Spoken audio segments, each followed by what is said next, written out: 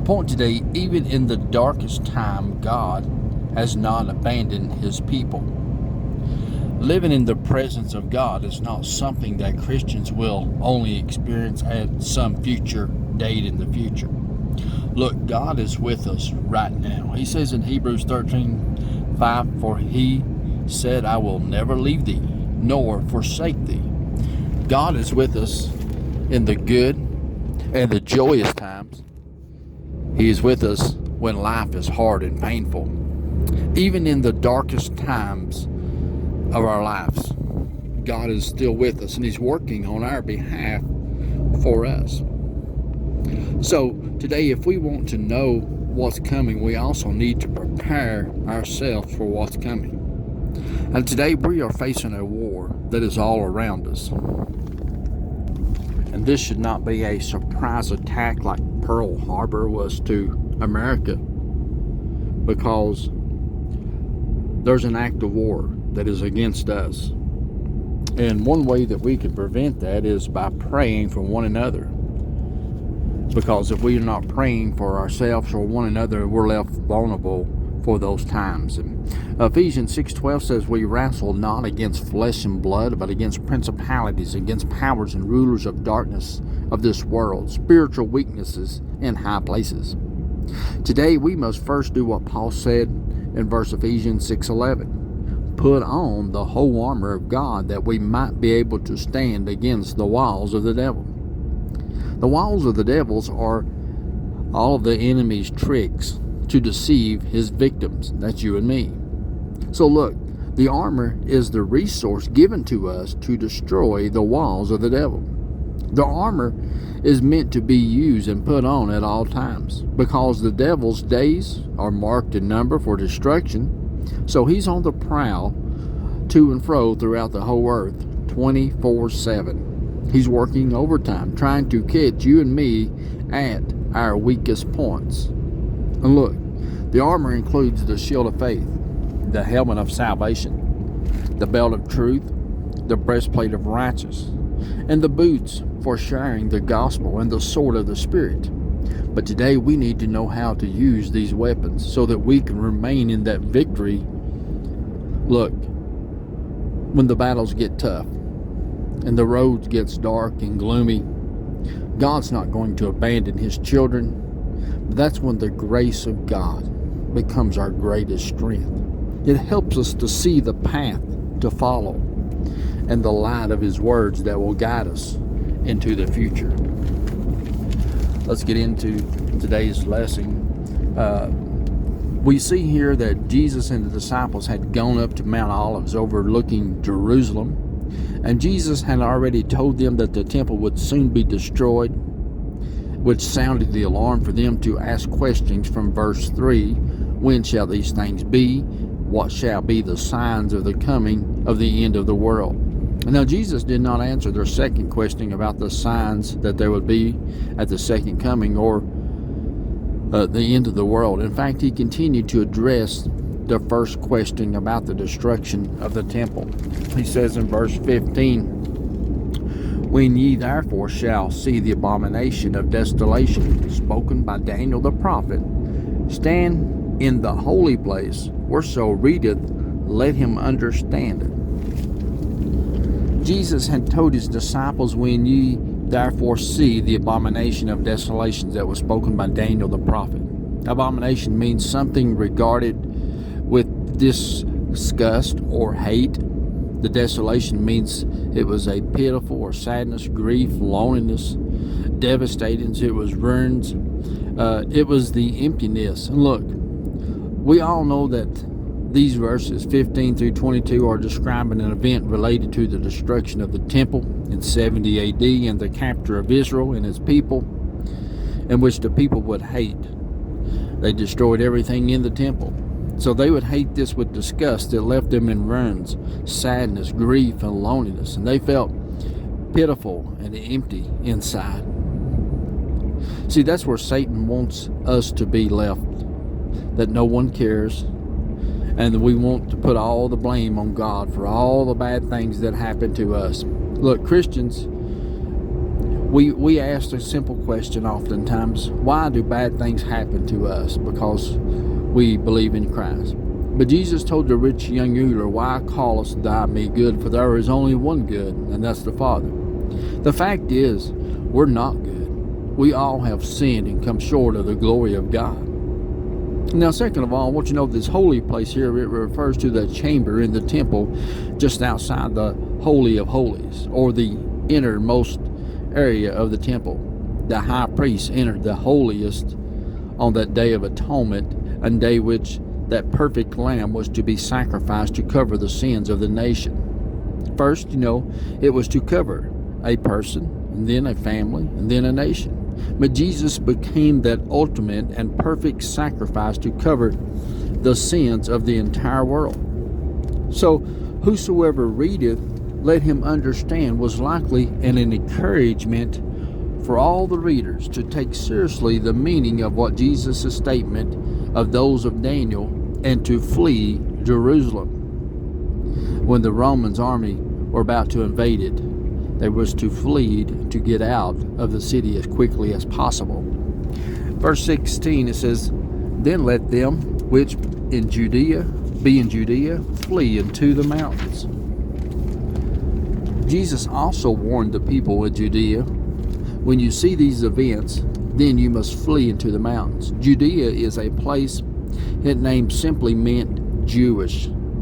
It was one of the three areas, along with Samaria, Galilee, and generally called Palestine by the Romans. See, it was naturally known for its southern kingdom of Judea. It was one of the 12 tribes of Israel. After the return from the exile from Babylon, they just called it Judea. Even though its boundaries had varied often or through time, but it always included Jerusalem and the surrounding area. Now, second of all, Jesus made it clear that when these events occurred, the disciples should not hesitate to leave. Why? Because the desolation would happen quickly and unexpectedly. So they would have no time to waste, and they should not waste time. They needed to get to a place where the invading army could not find them. See, Jesus was addressing them soon, that these events was going to soon happen. We see in 70 AD when the Romans would invade, and Jesus also could have been projecting to the future time of the tribulation, a day that he laid out for mankind when they would have to do the same thing. We think about Ukraine and Russia today. Thousands and millions of people had fled out of that country because of the invade of Russia. They had to leave with absolutely nothing. And this is pointing back to, it represents a time in our lives that we may have to do that very same thing in life, that we might have to move quickly. That's why it's so important for ourselves to be prepared for the events that may occur in our life. In verse 17, it says, "Let him which is on the housetop not come down to take anything out of his house." Look at these people. They were having their everyday activities when the days of judgment come. Jesus and his disciples, they were sitting upon the Mount of Olives overlooking the city and the country. They probably had seen these people going about their everyday life, their everyday chores. And Jesus used the image to capture the picture and to paint a description. He illustrated it by pointing out a man, someone who was working or relaxing on the housetop,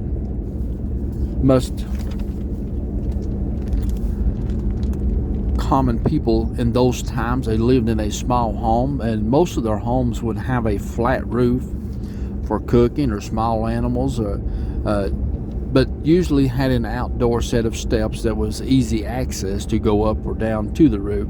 And Jesus paints a picture of a person on the roof for whatever reason, whether it was to sleep, pray, work, or eating, whatever the reason was. But he had no time to waste, no time when he came down to go back into the house before fleeing. It was that desperate of a situation for everyone to get out, to flee away. And he says in verse 18, neither let him which is in the field return back to take his clothes. Next, we see Jesus here. He had to be seeing people working in their fields. And he used another example of them that was in the fields. They could have been people plowing, planting, herding their livestock. And he explains it this way. When trouble comes, the farmer must drop his works, cannot take time to get his coat or his clothes or run home. Why? Because he would immediately need to escape with just the clothes on his back, what he had with him, because of the danger that was already taking place.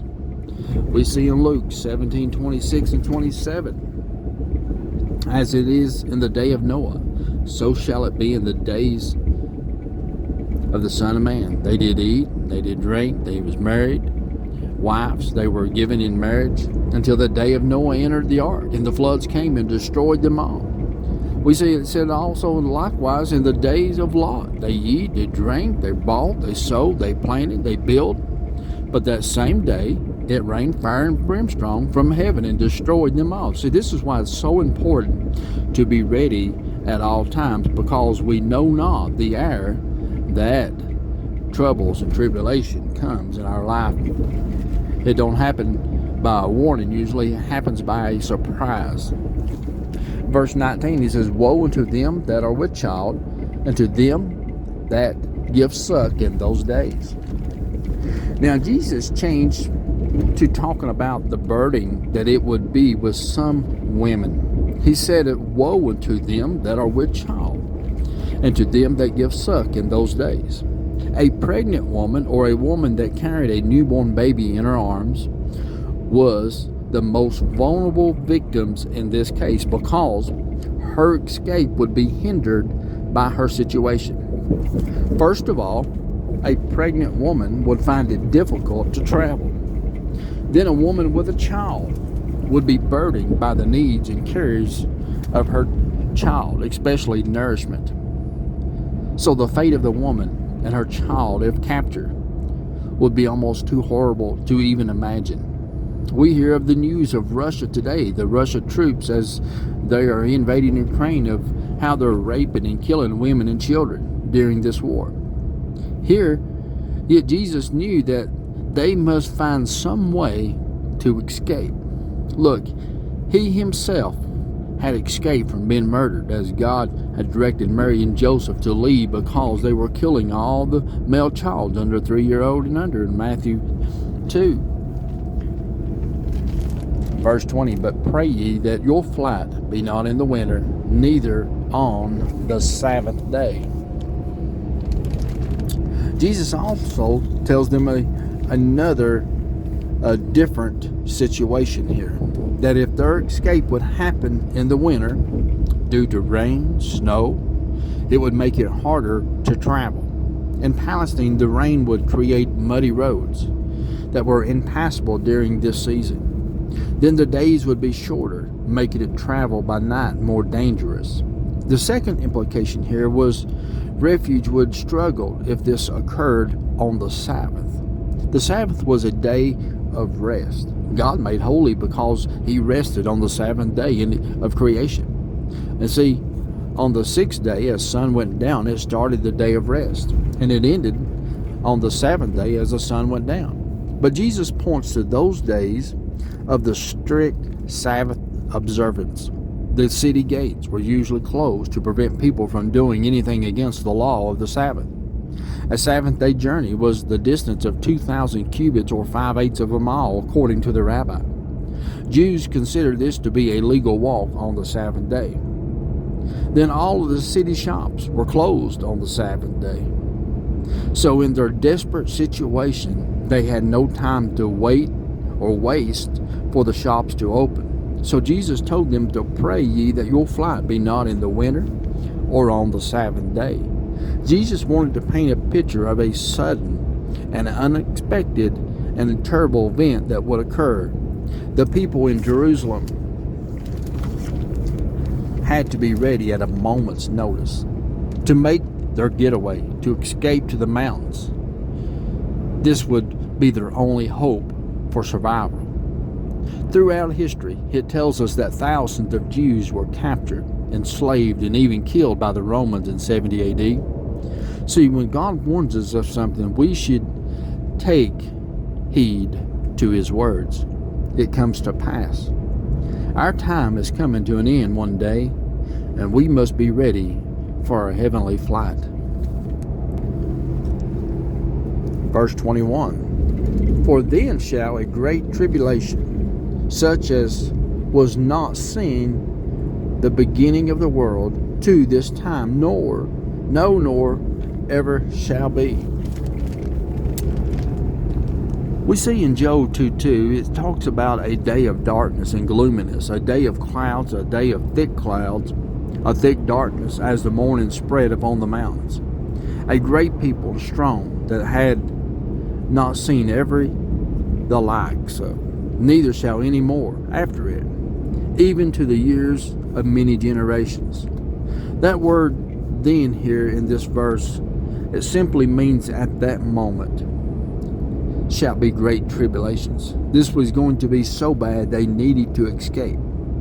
Jesus went on to say this trouble, this tribulation, will be like none other, such as never seen before, such as never since there was a nation, even to that time. Jesus went to say from the very beginning of the world to this time, and more ever shall be.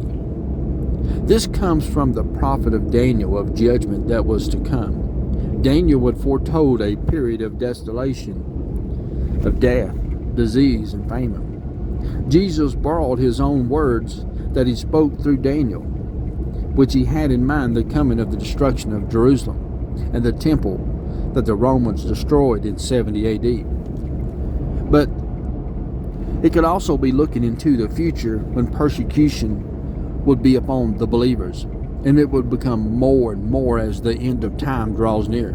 Either way, Christians, we can prepare ourselves for troubles and tribulations by allowing God to work for us and fight our battles for us. By putting on the armor of God, standing still, and letting God be God, because greater is He that is in you than he that is in the world. Sometimes our battle or our storms are too much for us to handle on our own. We have to give them to God and believe that He can take care of all of our problems for us. He says in verse 22, And except those days should be shortened, there should no flesh be saved, but for the elect's sake those days shall be shortened. So after the warning of being ready to escape the tribulations that was to come, now he gives a degree of hope into this sad situation. Those days, which refers back to those previous verses from 70 AD, and then it may also include until the return of Christ, because there would be a great tribulation like none other at the end of times. Jesus said those days would be shortened. He declared that if it were not so, then should no flesh be saved. No flesh is no one being saved. So in this instance, it is a physical sense and not a spiritual sense, because Jesus has already promised eternal life for all of those who gave their life for His sake. So second of all, God will not allow His people to be eliminated from this earth. So at this point, Christians are still living for the elect's sake. Now, the evil days will be interpreted by His divine intervention. This may be the return of Christ Himself to establish His kingdom, or all Christians may be raptured or caught up or taken up to be with Christ before the great terrible day of the tribulation period before He comes back. But most importantly today, Jesus wants His people to be ready spiritually and physically, ready for that difficult time to come. Persecution and murder awaited for Christians, not only in the past, the present, but also in the future. And it is important for us to stand strong, to be faithful, to be truth to the gospel of Christ.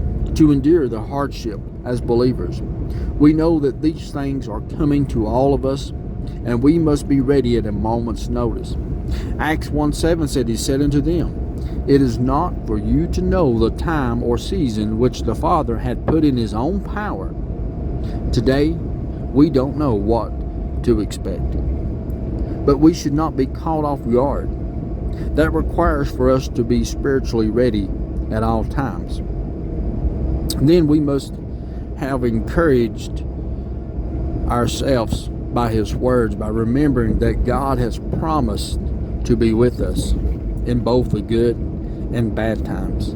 That means whatever may happen in this life, we are saved because we are the children of God, and we shall inherit eternal life. See, God's victory over all of our enemies will be the final victory when He returns, and we get to be with Christ forever and ever.